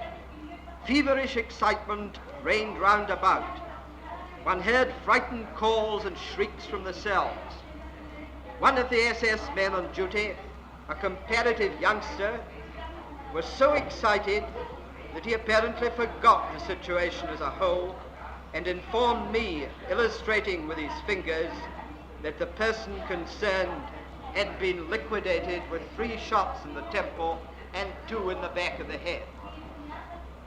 You had a pretty good idea of SS and Gestapo methods after Herr von Chiersky had given you that report, hadn't you? Ja, und Sie sehen ja auch, dass ich diesen Now Bericht... just tell us before we leave that elevating extract which I've just read. Who was the well-known person who was supposed to have committed suicide and who was shot with 3 shots in the temple and 2 in the back of the head? Who was this? Kann es nicht sagen, ich weiß es nicht. Do you mean to say that Herr von Chiersky was on your staff for several months afterwards and he never told you who this was? Ich kann mich nicht erinnern, Sir Davis, dass mit mir über... Ich mag es auch vergessen haben, ist möglich, aber jedenfalls eine von den Persönlichkeiten, die am 30. Juni umgekommen sind. You mean, just pause, you say you might have forgotten. Do you mean that dreadful occurrences like this were so familiar to you that you can't remember the account of the actual shooting of the supposed suicide who was a prominent person? Have another think. Can't you tell the tribunal who this unfortunate man was? Wenn ich mich entsinnen würde, würde ich es gerne tun, ja. Habe ja keinen Grund, es zu verschweigen. Well, now just let the tribunal see how you passed this on to Hitler. You believed, did you not, that Herr von Chiersky was telling the truth? You say so. You believed he was telling the truth, didn't you? Yeah. Well, now, will you look at page 86 of the English version, and Defendant, it's 58 of the German book. It's in page 58. Sir David, are you going to investigate the facts as to what happened to the man who made this report? Lord, yes, it appears, you see, I'll clear that up, Lord, I'm so sorry. Defendant, just before we come to what happened when he made the report, Herr von Chiersky himself was, I think he went to a concentration camp and had his head shaved, and then eventually, after a certain period, he was released and rejoined your service, and was in your service up till February of 1935. Isn't that so, Defendant? Ganz recht, jawohl. Now, my lord, I'm so sorry, my lord, takes up the story till we come to February 1935. He's then asked to report to the Gestapo, and then this correspondence takes place. Now, you'll see that your letter to Hitler of the 5th of February, which is document D684, GB becomes exhibit GB 510. You say, as already reported yesterday by telegraph, I have conveyed to Herr von Chiersky the order of the 2nd of this month, repeating the demand that he appear on the date fixed by the Gestapo, the 5th of February. He was announced to me officially, he then announced to me officially that he would not comply with this order, as he was convinced that he would be killed in one way or another. As he was convinced that he would be killed in one way or another. He will marshal the reasons for this refusal in a report which I will submit as soon as I receive it. I yesterday finally relieved Herr von Chiersky, whom I had already suspended for the course of the proceedings, of his post. It goes without saying that I shall break off all connections of an official nature as soon as the handing over of files, etc., has taken place tomorrow. Then you say you've telegraphed to Defendant von Neurath and that you've given Herr von Chiersky sick leave. And then just look at the last paragraph. After I had repeatedly asked that Herr von Chiersky should be given a chance to clear himself before a regular judge of the charges laid against him, I am naturally exceedingly sorry that the affair is now ending thus. I left nothing undone to induce Herr von Chiersky to take the course designated to him of letting himself be examined by the Gestapo. Defendant, is that right? That you left nothing undone to get this man on your staff sent to his death to be murdered by the Gestapo? Ich glaube, es würde fair sein, Sir David, das Hohe Gericht auf die anderen Briefe hinzuweisen, aus denen hervorgeht, dass ich wiederholt, nicht nur einmal, Hitler gebeten habe, die Angelegenheit Chiersky in einem ordentlichen Gerichtsverfahren untersuchen zu lassen. Nachdem... That is quite true, and it was referred to in that letter, and it is... Ja, lassen Sie mich bitte reden. It is quite true, certainly, quite true.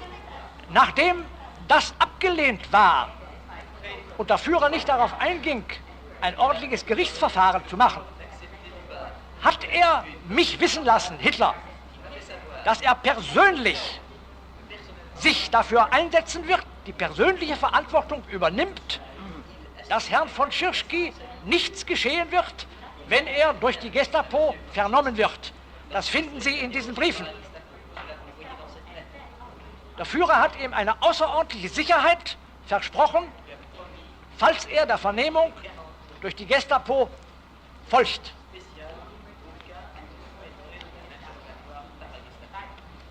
Infolgedessen, nachdem das ordentliche Gerichtsverfahren abgelehnt war und Hitler zugesagt hat, dass Herrn von Chiersky nichts geschehen soll, habe ich Herrn von Chiersky gebeten, sich dieser Vernehmung zu unterziehen. Denn die Anklage gegen ihn musste ja irgendwie aufgeklärt werden.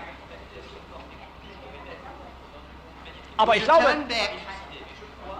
Would you turn back to your letter of the 31st of January, which you will find... Sir David, Yes. I think you should read the whole of this letter that you've just been on, the 5th of February, at some stage. Lord, I will. Lord, I'm so sorry. Lord, I don't want to omit anything, but I'm, of course, trying to shorten matters, but I'll read anything that your Lordship wants. My Lord, I read the first...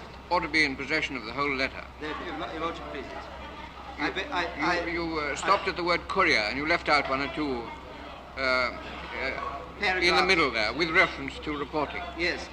My Lord, with reference to reporting his dismissal to the Austrian government, I am afraid that if I report it abruptly tomorrow, the matter will attract public discussion.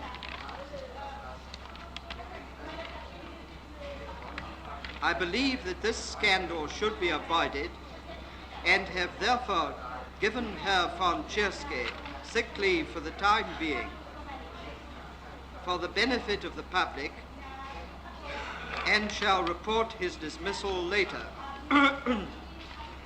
I shall return to the Chiersky affair and its connections with other current Gestapo questions in Vienna later in a detailed report. Lord, I'm very grateful. Then I did read the... Yes. After I read it, the whole thing again, Lord, I think it's clear.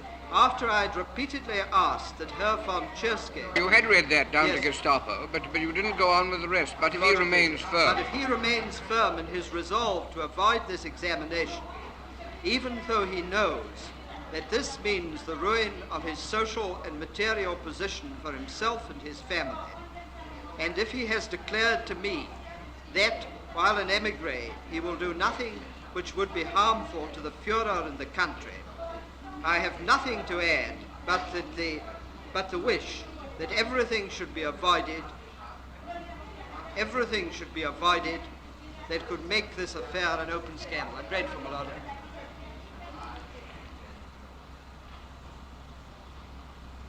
Now, defendant, you had already said, you had said to Hitler on the 31st of January, which is 5 days before, that's on page 84, my Lord, and at the foot of page 55, and the beginning of page 56 of the German book, Herr von Chiersky, whom incidentally I have for the time being relieved of his duties, has now learnt from several sources, which he and I also unfortunately regard as authentic, that some person belonging to the Gestapo have for a considerable time been planning to neutralize him. Well, that will be D683 GB 511. You believed that it was authentic on the 31st of January that the Gestapo wished to neutralize him. On the 5th of February, in the part which the tribunal have just asked me to read, you say that it will mean the ruin of his social and material position for himself and his family, but if the thing is kept quiet, your wish is that everything should be done to avoid a scandal. Now, defendant. Mein Wunsch ist zunächst, dass alles getan werden sollte, um die Sache in einem öffentlichen und einem ordentlichen Gerichtsverfahren zu klären.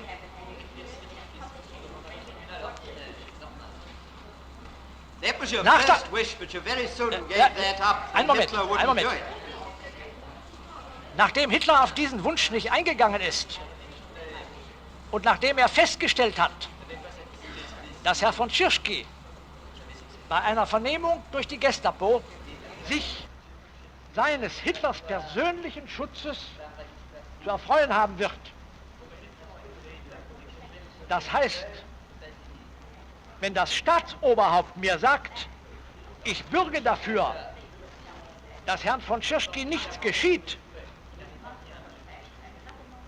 dann werden Sie mir zugeben, dass ich nicht anders handeln kann, als Herr von Chiersky zu sagen, beschreite diesen Weg der Vernehmung, denn du musst dich ja von einem Verdacht reinigen, der auf dir liegt. Defendant, let me remind you that there's not a word in your letter of the 5th of February about any promise from Hitler to give in an indemnity to Herr von Chiersky. All that you're saying is that he will disappear into disgrace. There's There's nothing in any other letter either. Now that was it. Ja, es findet sich in deinem Bericht von... findet sich in einem Brief von Chiersky. Ich finde es im Moment nicht. Well, if you can find anything about an indemnity, I can only tell you that I haven't been able to find it in any of the letters. Doch.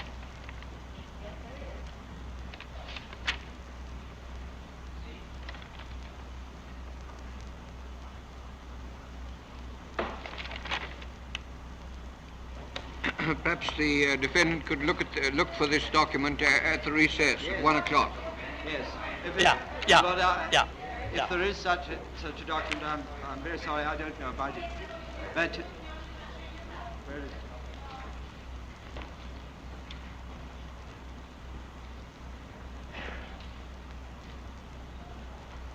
Was there Chiersky's report?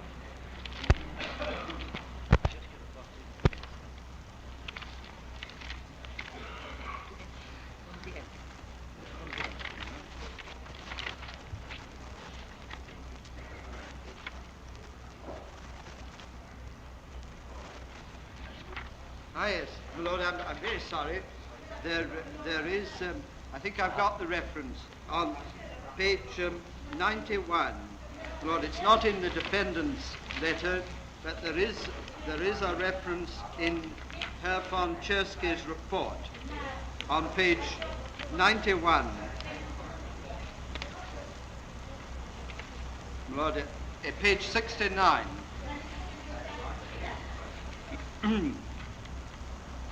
It says, in conclusion, the reason why I do not feel obliged either to appear before the Gestapo or to return to the Reich at all, in spite of the extraordinary protection promised me by the Führer and Chancellor, I make the following declaration. Already during my activities in Berlin, information has often reached me that there existed in the Reich a terror organization which has sworn the oath of mutual allegiance until death. The men who are or who may be accepted in this brotherhood are expressly warned and given the obligation that they belong to the FEME and that they are in duty bound when carrying out their tasks to feel that they belong in a far greater degree to the brotherhood and are only bound to Adolf Hitler in a small degree. I could not have believed this monstrous thing had the information not been given me about 6 months previously by a man in the Reich. I wish to emphasize this explicitly, who is not opposed to the Third Reich, but quite the opposite. A man who, in his innermost convictions, believes in Adolf Hitler's mission. A Reich German National Socialist of many years' standing, who himself at one time was to be won over into this brotherhood, but who was able to withdraw from it cleverly.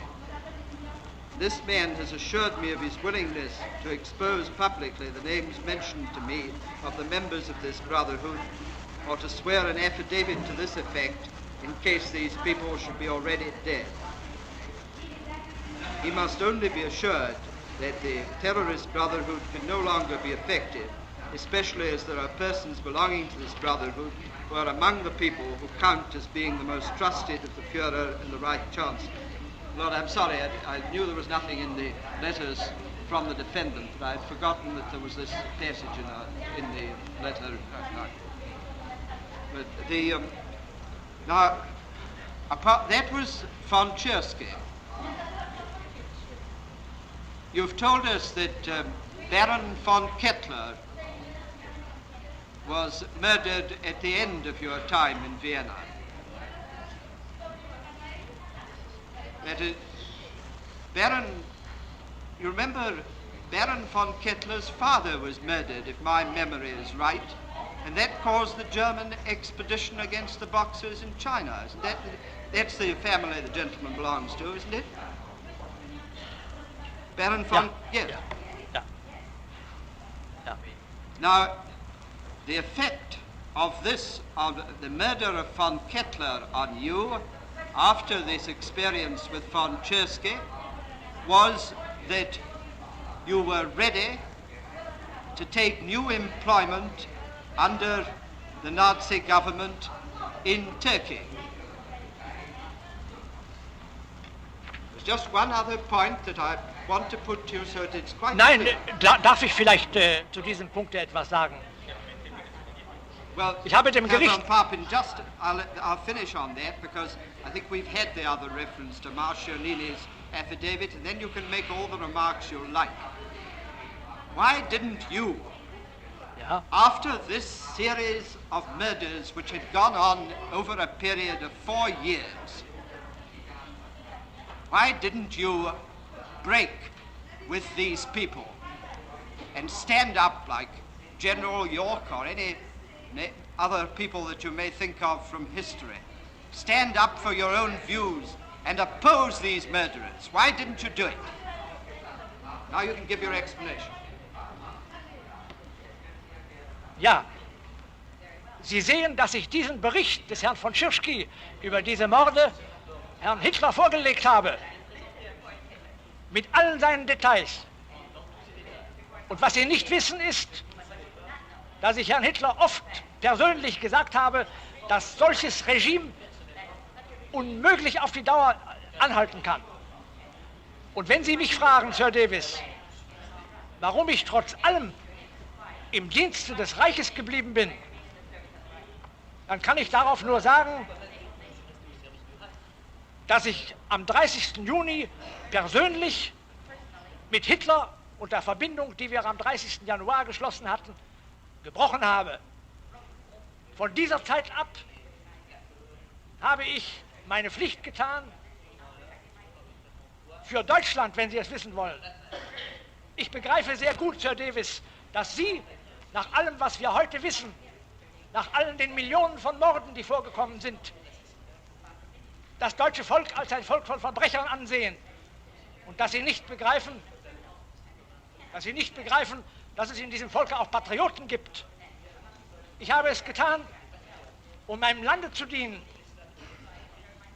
Und darf ich hinzufügen, Sir Davis, dass ja bis zum Münchner Abkommen und selbst bis zum Polenkrieg auch die Großmächte es versucht haben, trotzdem ihnen alles bekannt gewesen ist, was in Deutschland passierte, mit diesem Deutschland zu arbeiten.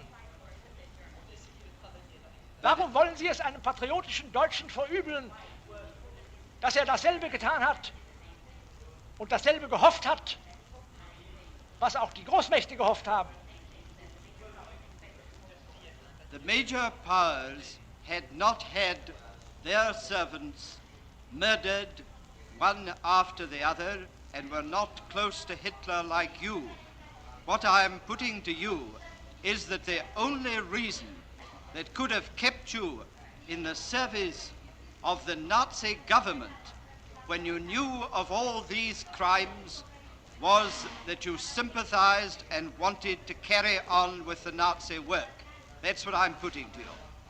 That you had this express knowledge. You saw your own friends, your own servants murdered round you. You had the detailed knowledge of it. And the only reason that could have taken you on and made you take one job after another from the Nazis was that you sympathized with your work. That's what I'm putting against you, Herr von Papen.